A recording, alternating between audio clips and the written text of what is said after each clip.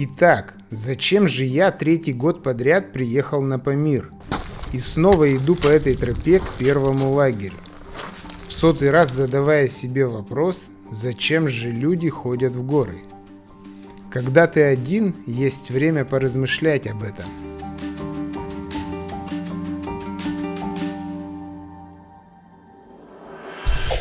Не беспокойтесь, все под контролем. Прием.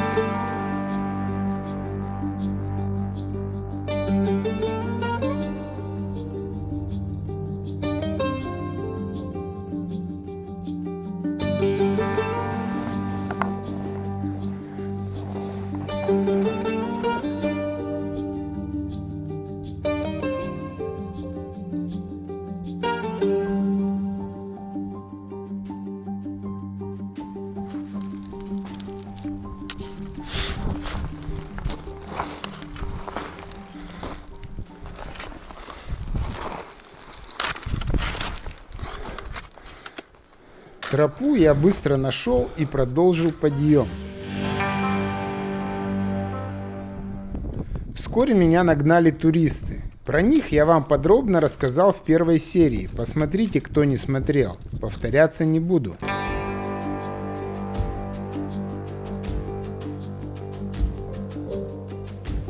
В первом лагере действительно оказалось 12 трехместных палаток и только 2 человека, дежурные Катя и Вова. Самое лучшее, мне кажется, дома. Там есть кроватка, одеялка и подушка. Поэтому я разместился по категории люкс, один в трешке с видом на ледопад и западную стену Корженевы.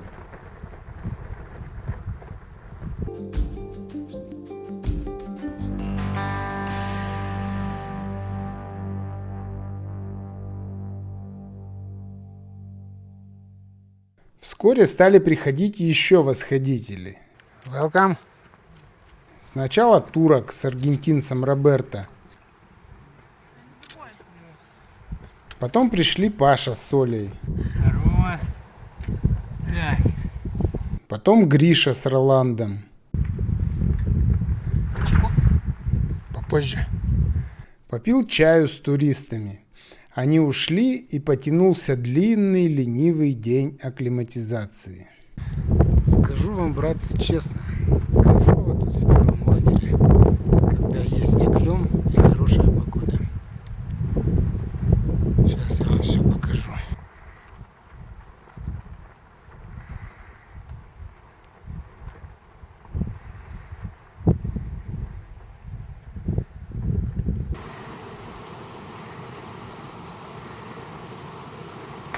Самое главное, что ты не бездельем занимаешься, а акклиматизируешься. Сходил за чистой водой. На леднике с Сираков она течет почти не мутная. Пообедал, кисель заварил. Кисель Айдиго. Всем рекомендую. Когда жрать на высоте не можешь, заходит отлично. Лучше, чем чай. Вечером устроили душевные туристические посиделки. Только костра не было. Roland, can I take movie? Sure. Yeah? Okay.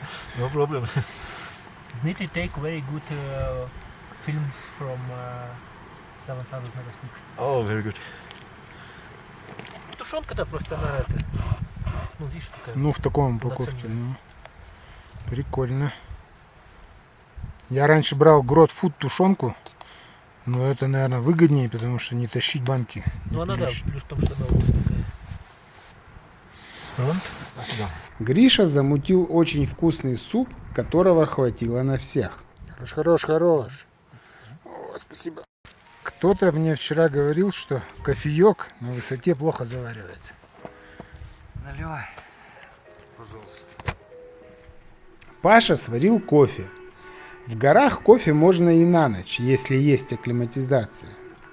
Добавили егермастер, чокнулись. Camp One.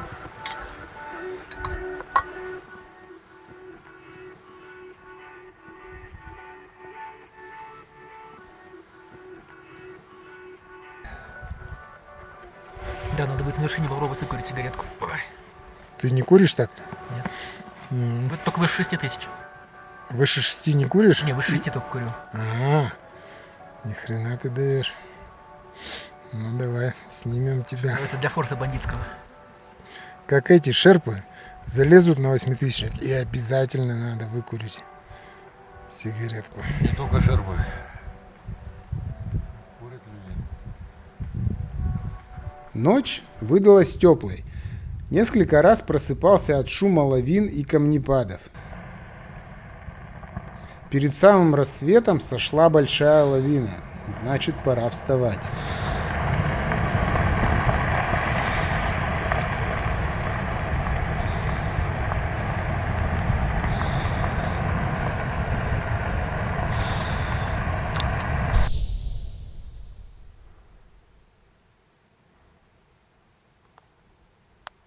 По старой русской традиции присядем на дорожку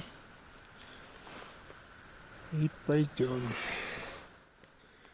Гриша, я пошел.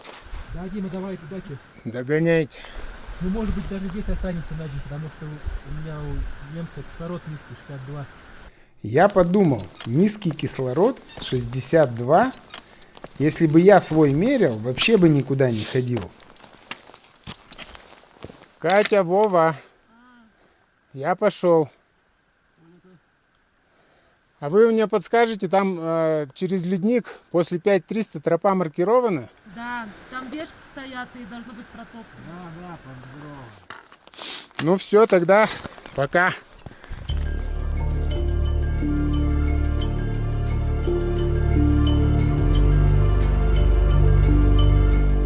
Красивый ледник, полюбуйтесь. Только если бы вдоль него не лезть. Веревки вмерзшие, с узелками.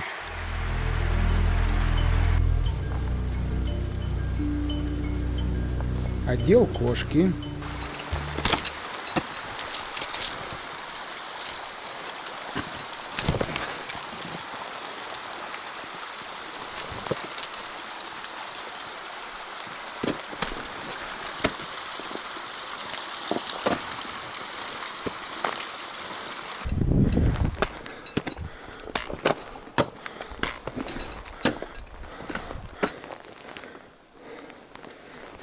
Вверху веревки были сухие, по ним можно было и пожумарить.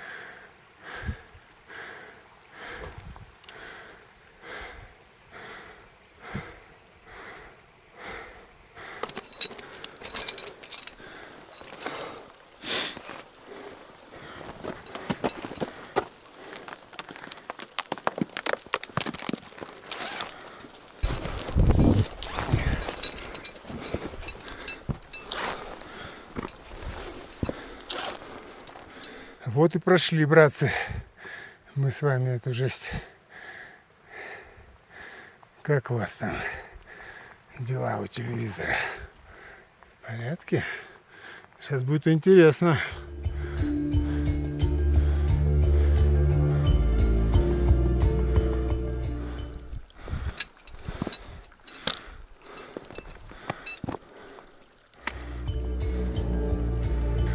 Туристы, видимо, ушли.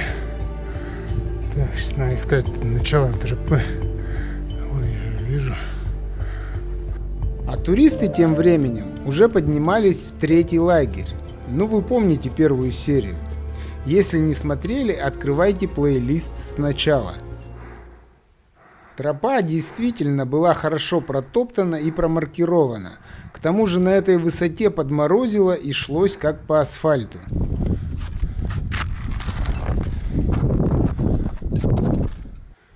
Позади открывались космические пейзажи.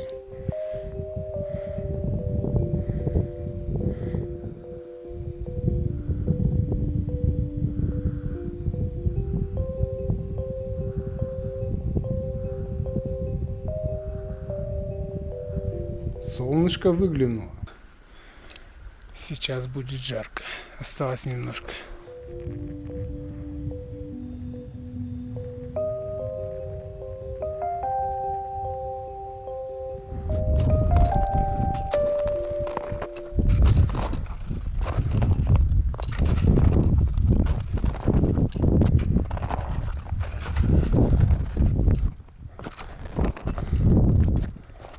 Доброе утро. Я уже переживать начала за вас. Почему?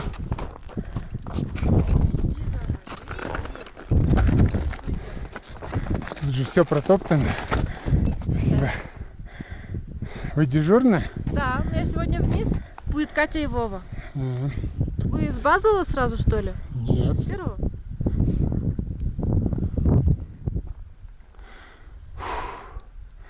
Много тут народу? Весь народ сегодня ушел на климатизационный выход. Свободная палатка вот эта.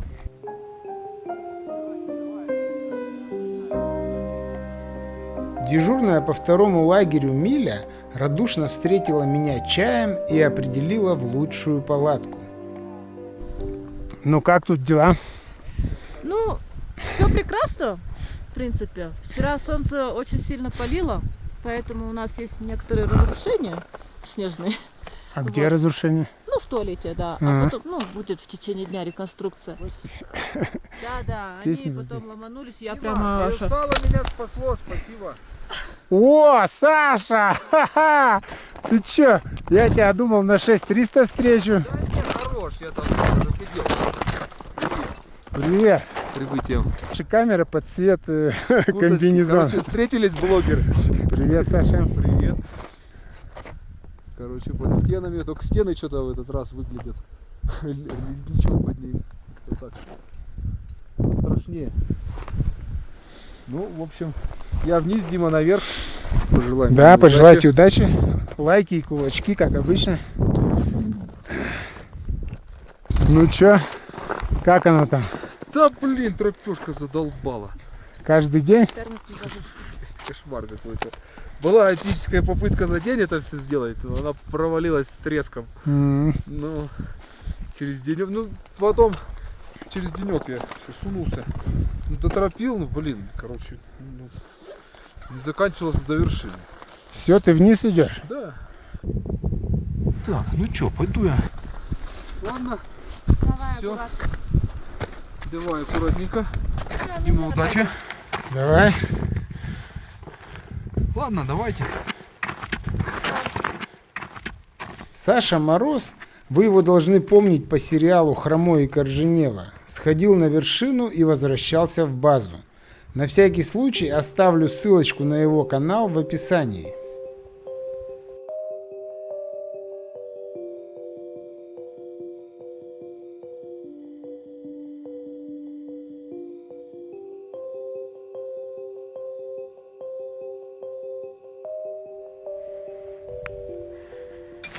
Не туда, не сюда.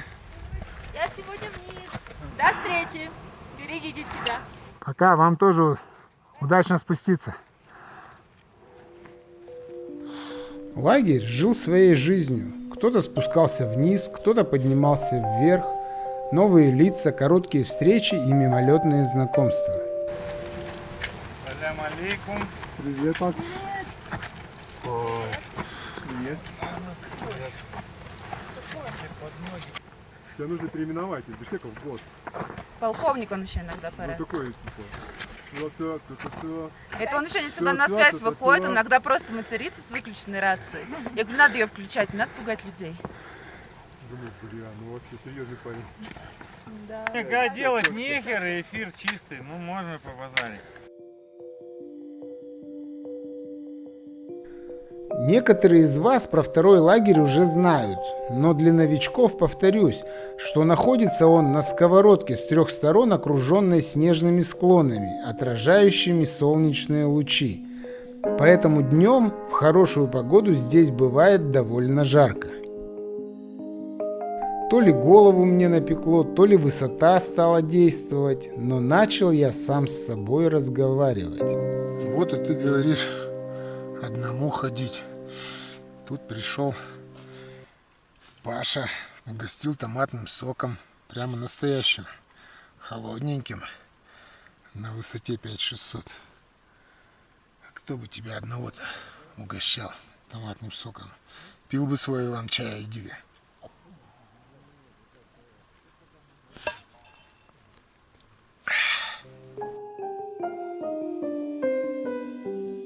Потом пришли ребята с акклиматизацией, с хорошим настроением и зверским аппетитом. Все нормально. Вон, я же вижу колбаски. Это сосиски. Реклама Ролтона. Ничего не могут без колбасы. Ну как? С сухариками огонь. А лепешки не дают? У меня есть кусочек. Высотная кухня. Высокая. Высокая, да. Спросил на всякий случай у Айка, можно ли его снимать. А это бесплатно или я должен оплатить? Как? Это я еще вам должен заплатить. Это как в мультфильме по Простоквашино. Айк обкармливает нас сухофруктами собственного производства из Армении.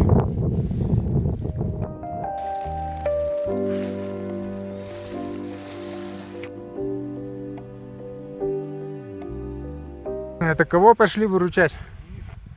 Ясно.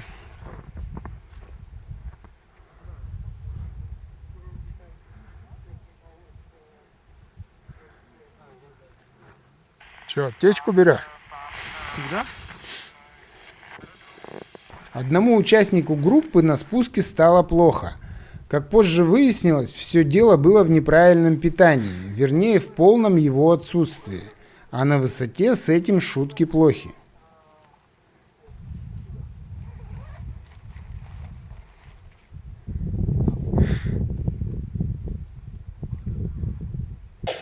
Не беспокойтесь. Все под контролем. Прием. Хорошо, дайте мне знать через час примерно прием. Так точно. Через час свяжемся.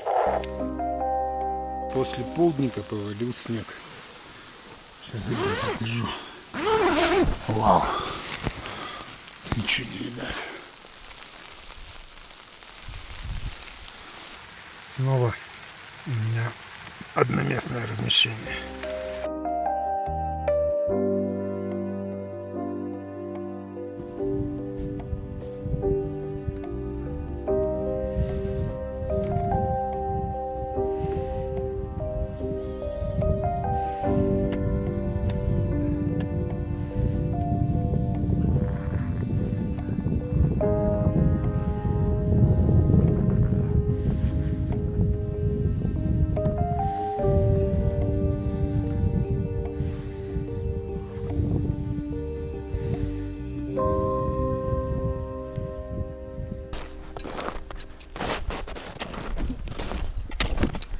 Утром хотел выйти пораньше, но всю ночь шел снег, сантиметров 10-15 насыпал.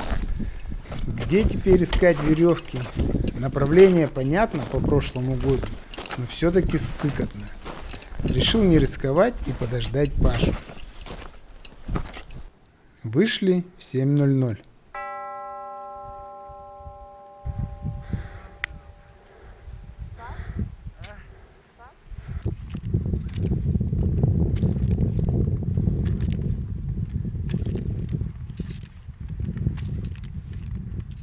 В нижней части маршрута были провешены 2 нитки перил, и найти их не составило труда. Ощущение, что надо проверить. Ну, может так,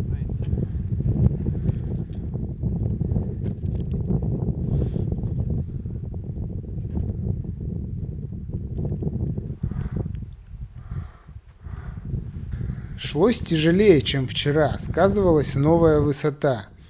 Шаг за шагом я постепенно отстал. Ну, отстал и отстал. Буду идти не торопясь, наслаждаться и снимать для вас красоту. Погода хорошая, тропа натоптанная и торопиться некуда. В 7:48 Айк с братвой пошли вниз. Красиво же, правда?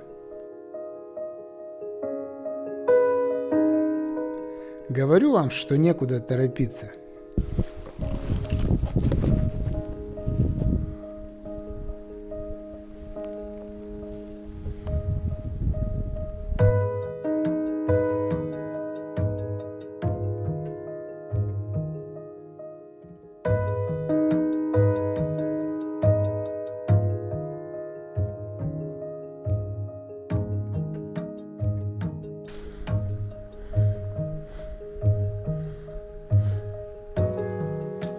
Вскоре дежурный по второму лагерю Вова обогнал меня как стоячего.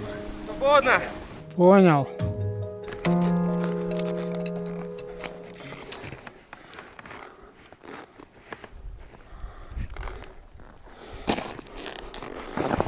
Встретил бегущего вниз Андрея Целищева. Они с напарником дошли где-то до 6500 и развернулись. Ну, то есть вы в альпийском стиле почти сходили к Орджоневу? Ну как, не сходили. Чуть-чуть. Ну, поднялись хорошо, да. Работали долго. Туристы пошли, но они уже, какой, 18-й день сегодня у них. Но вы докуда дошли по высоте? Ты знаешь, у меня все карты показывают, что мы дошли до 6300. Ну а это 6500, наверное. Давай я тебе покажу фотографию.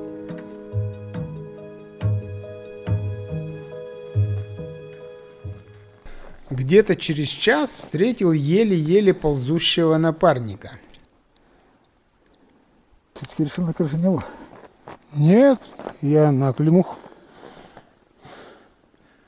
Мы дошли до 6500 на Климухе. Ну, мне уже Андрей сказал. Вздыхаловка последняя. Ну так в альпийском стиле никто не ходит на 7000-ники. А, пилу делать. Давайте аккуратно. Так еще ж. Получается, сегодня всего 5-й день.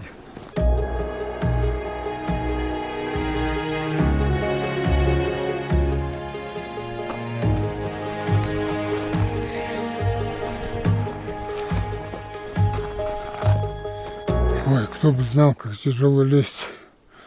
Жара. Намочил голову снегом под каской. Делаю 10-12 шагов. Отдыхаю без сил. Тропа крутая. Там еще и веревки. Идти еще не меньше 4 часов. Ой.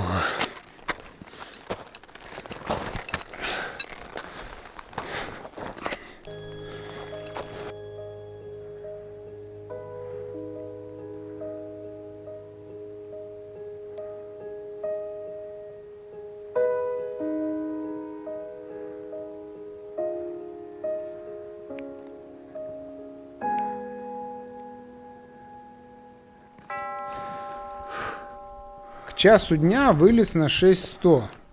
Не быстро. 5 часов, получается, шел 500 вертикальных метров. Но мы же с вами договаривались никуда не торопиться. Вы когда-нибудь устраивали себе сон-час на высоте 6100 метров? А я вот сейчас только что устроил.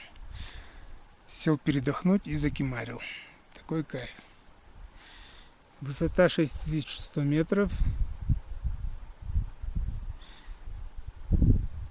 Солнышко. Легкий ветерок, чтобы не было жарко. И 15 минут похимарить.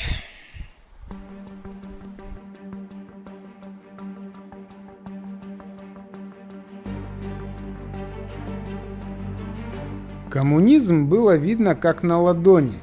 В телеобъектив даже была видна тропа и связка Руслана Калунина. 10 или 11 человек, идущие по гребню к вершине.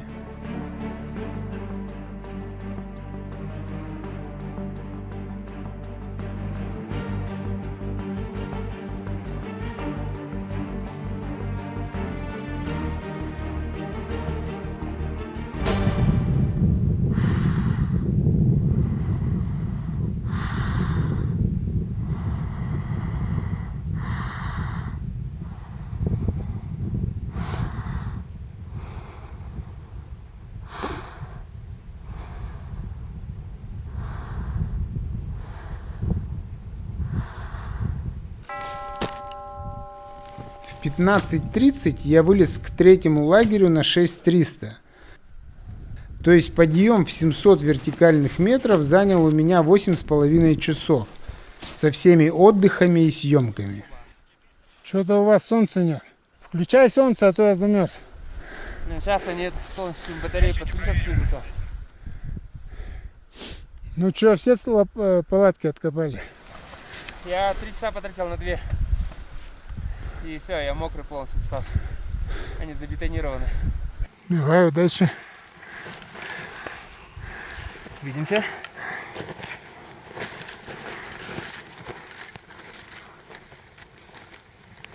Вовчик показал мне палатку и ушел вниз во второй лагерь.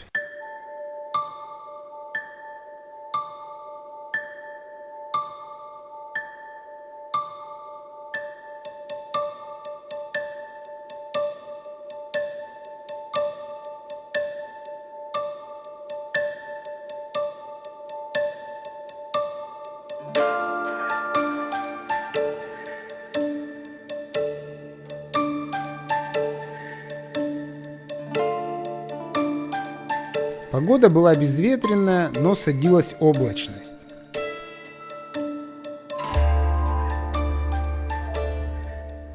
Часа через 2 стали спускаться туристы.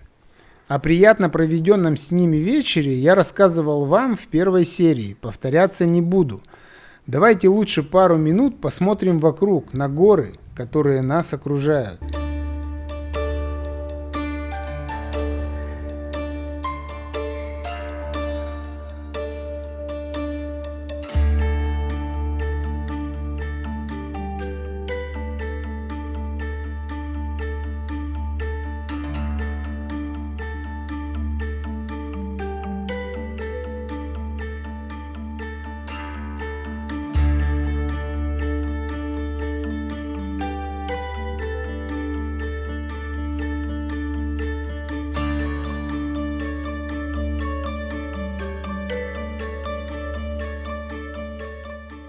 Ночью Паша с Олей ушли на вершину. Оля без акклиматизации, насколько я понял, в альпийском стиле. Решили рискнуть. Давайте, ребята, счастливого спуска. Я пойду чуть-чуть прогуляюсь вверх. Все, удачи. Спасибо. У меня желания достичь вершины не было. Не хотел тратить силы перед основной целью сезона. Просто пошел прогуляться и полетать. Думаю, наберу метров 300-400 и вниз.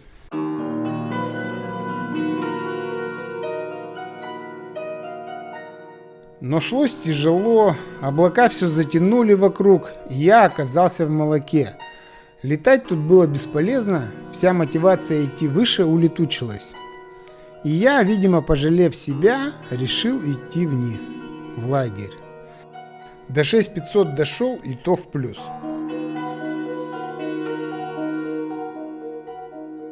Пошел я наверх, метров 100 вверх прошел и решил вернуться в палатку. Тут тепло, светло, а там задувает ветер, затягивает облачность, и что-то сил у меня вообще никаких сегодня нет. Поэтому проведу еще ночь и день на 6300 и пойду вниз. Извините за такой голос.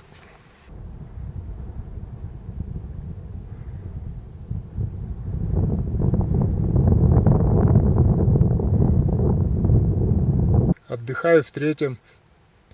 План переночевать здесь и спускаться в базу. Хорошо, понял. СК-12 тогда прием.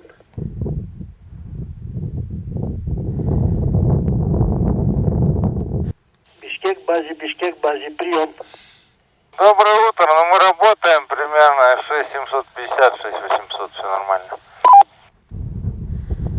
Круто, подумал я, идут в такую погоду, ничего ж не видно. Хотя тропа, наверное, угадывается, после туристов ее не должно было замести. Оля идет в альпийском стиле. Должно же быть всему этому какое-то мистическое объяснение. Ее надо вылить на вершине, а туда засунуть снег обратно с вершины Корженевы. Это что за... Это стихи Мистика. сочинить. Подружка придумала, ну надо ей так сделать. Мне, знаешь, сказано, сделано. Она мне выдала пробирку. Пожалуйста.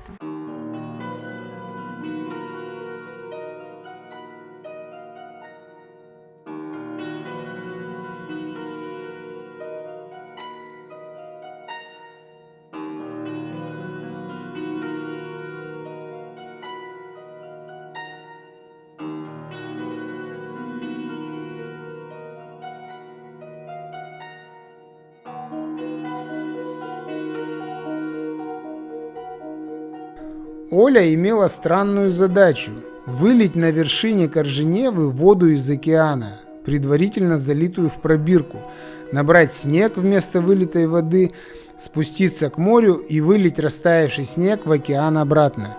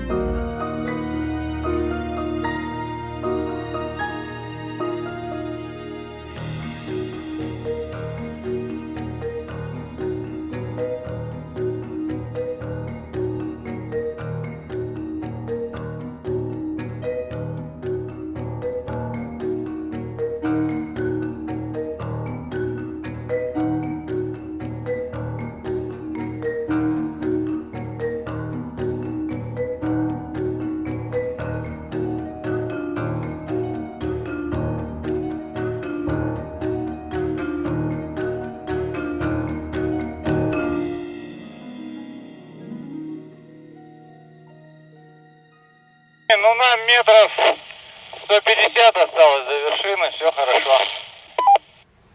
Молодцы, давайте. Идете, дайте знать вперед.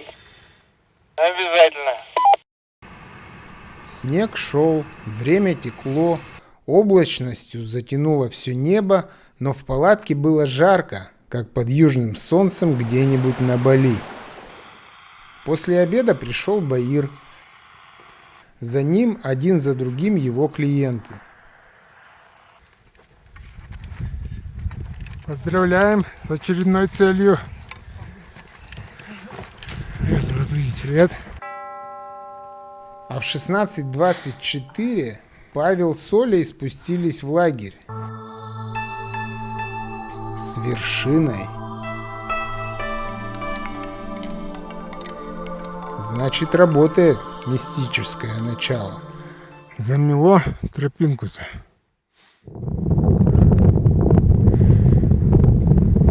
Вот они, наши герои.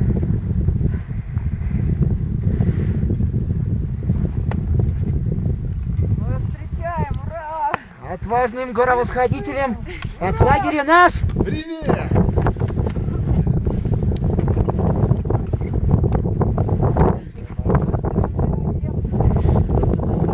Поздравляю.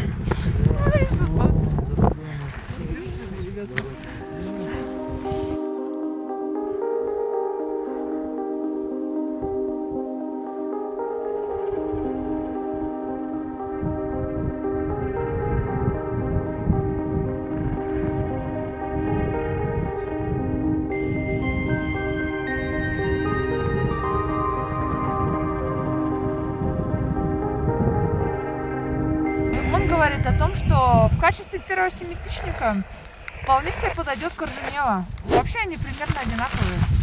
Я считаю, это неправильно. А ты что скажешь? Ты еще туда не ходил? Ну так вот, я тебе говорю. Я тебе про то и говорю. Ну скажи, что нет. На Ленина идешь, идешь. Раз вершина.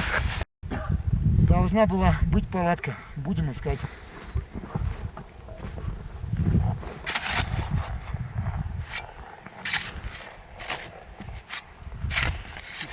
К вечеру мне надоело разлагаться в своей палатке. И я вызвался помогать Баиру откапывать погребенные под снегом палатки, которые зачем-то сложили после первого выхода.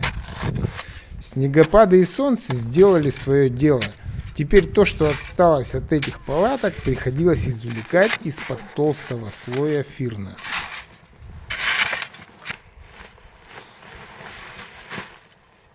Через час совместными усилиями мы откопали одну палатку.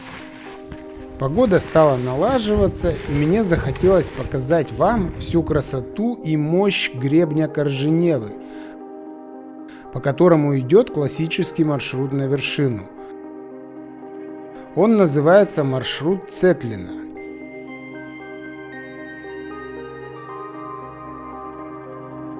По нему я уже иду 3-й сезон подряд. Кстати, про начало этого сезона стоит рассказать поподробнее. Не все было так гладко и плавно, как эти заснеженные наддувы на гребне. По словам Саши Семенова, до моего прилета, то есть всего за 2 недели от начала сезона, они провели несколько спасательных работ на Корженеве. Сначала травмировался латышский участник. Рука вылетела из плечевого сустава, помогали ему спускаться. Потом случился перелом лодыжки у француженки. Она сорвалась на спуске между 3-м и 2-м лагерями. Станции, к сожалению, имеют свойство вытаивать. Кололи, ставили шины, делали носилки, спускали до базы. 3-м номером случилась сердечная недостаточность у польского участника. 4-м банальная горная болезнь, но с 6900 до 3-го лагеря пришлось помочь спуститься пострадавшему.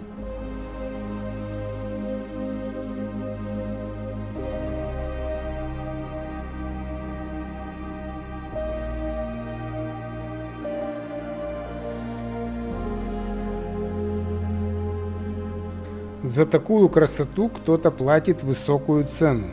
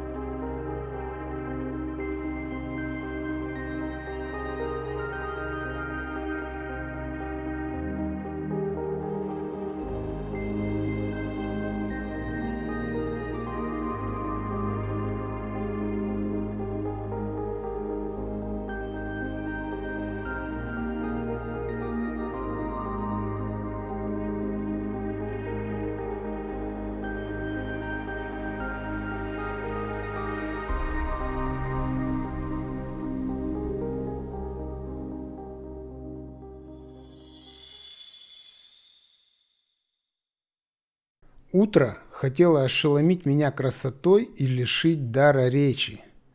Руки сами потянулись ко всем устройствам, умеющим снимать картинки из пикселей. Ко всем сразу. И я долго не мог выбрать, кому отдать предпочтение.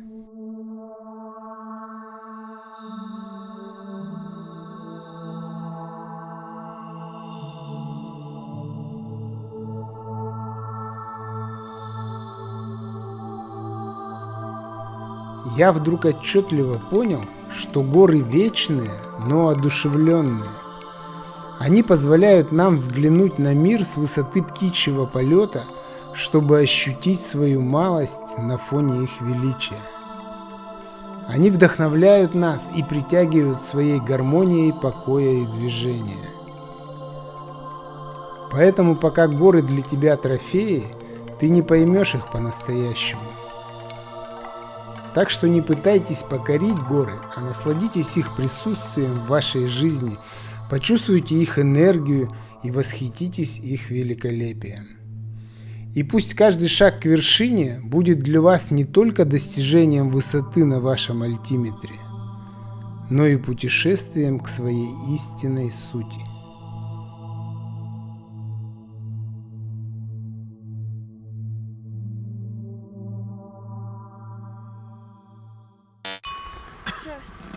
Мне А?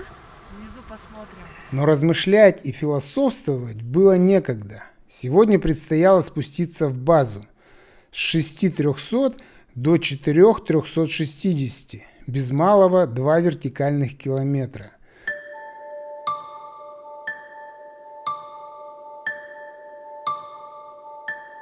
Нужно было спешить, чтобы не проходить камнеопасные участки слишком поздно.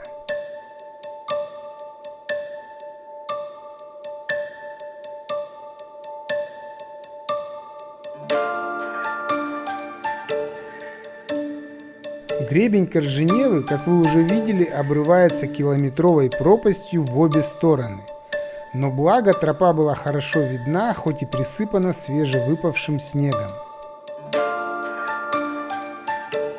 Торопиться на таком спуске нельзя, поэтому я буду останавливаться, чтобы показывать вам окружающие красоты.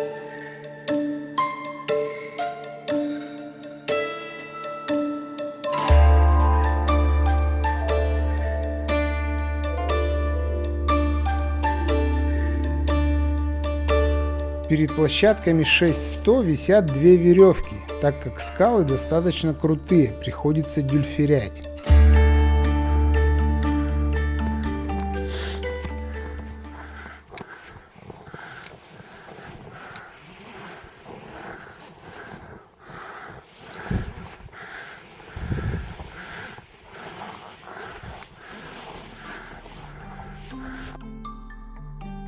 На этой площадке 2 года назад Костя с Марком и Сашей на волоске от смерти боролись с холодом, с ковидом при температуре 38,5 и глубоким снегом. Помните сериал «Хромой и Корженева»? А сейчас здесь стоят 3 палатки англоговорящих спортсменов или просто сильных ребят-альпинистов. Но с ними я познакомлю вас в следующих сериях. Сейчас 8:30, но они еще спят.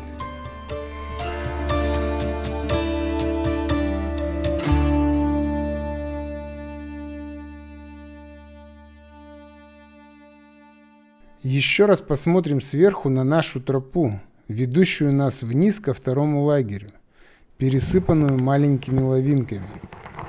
Все, уходим на темную сторону.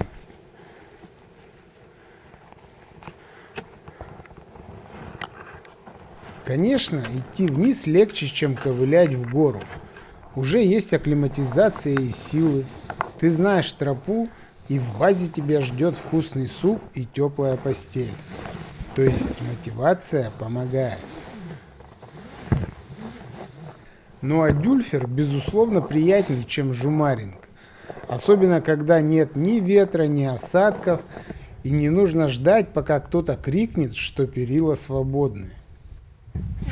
Давайте, удачи вам. Тяжело тут по этим веревкам ползти.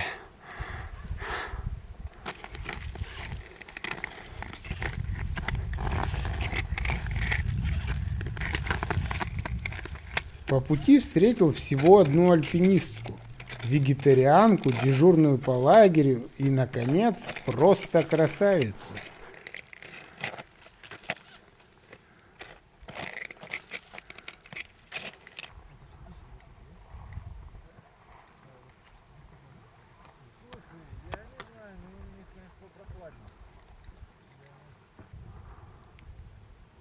Иду вниз, любуюсь красотами и вам не забываю показывать. Вот так выглядит путь наверх с площадки чуть ниже второго лагеря. А вот здесь, где-то на скалах, покоится мой дрон, принесенный в жертву Корженеве в прошлом году.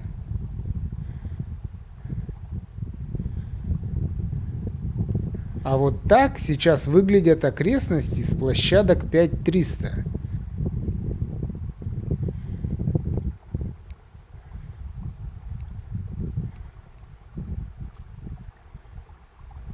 Сравните, как было 2 года назад.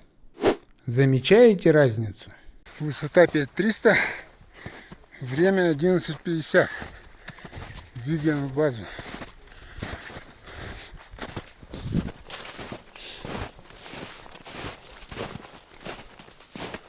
Спустившись к 5-100 к первому лагерю, я порядком подустал, поэтому чай, предложенный Милей, оказался весьма кстати. Чай?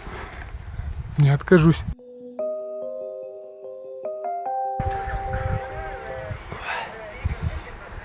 Так говори, Данкишон. Данкишон. Bitte sehr. Спасибо.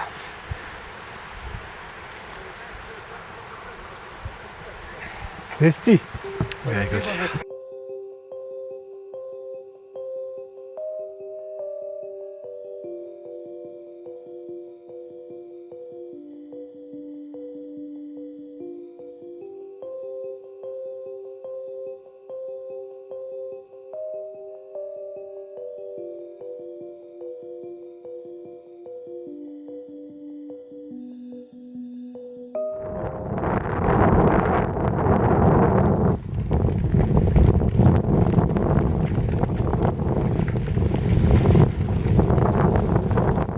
Все 4 батарейки на Соньке сели, поэтому снять переход самого камнеопасного участка на экшн-камеру снова не получилось. Нашел себе тут такое кайфовое место, но рассказывать что-то совсем не хочется. Лучше покажу.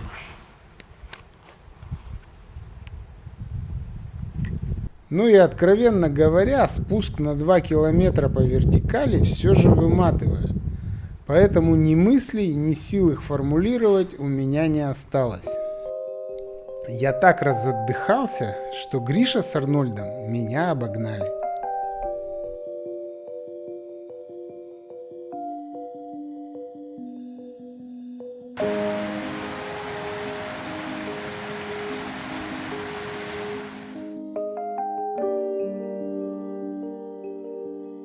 Как же красиво!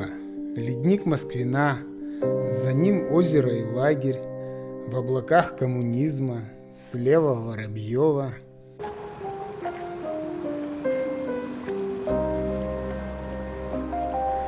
Вода в некоторых речках на леднике лучше, чем Эвиан по 200 рублей за бутылку.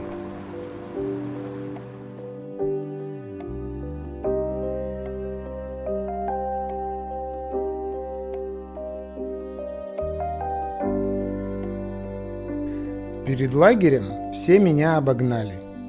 Но мы же с вами никуда не торопимся. Конечно, жаль, что акклиматизация заканчивается. 2 ночи на 6300 достаточно. И мы с вами в этом сезоне больше не вернемся к красавице Корженеве. Но гор вокруг много. И много любителей гор здесь, на поляне Москвина. И горы для всех разные. Одни ходят в горы за достижениями, другие, чтобы испытать себя, третьи пообщаться с Богом, со стихией или провести время в кругу друзей и единомышленников. Много людей, очень разных, среди белоснежных горных вершин. И когда я прихожу в горы, этот мир принимает меня к себе. Я становлюсь его частью, живу в нем, рисую свою историю. Непредсказуемую. Или кто-то другой рисует ее моими руками. В любом случае получается интересно. А вы как считаете?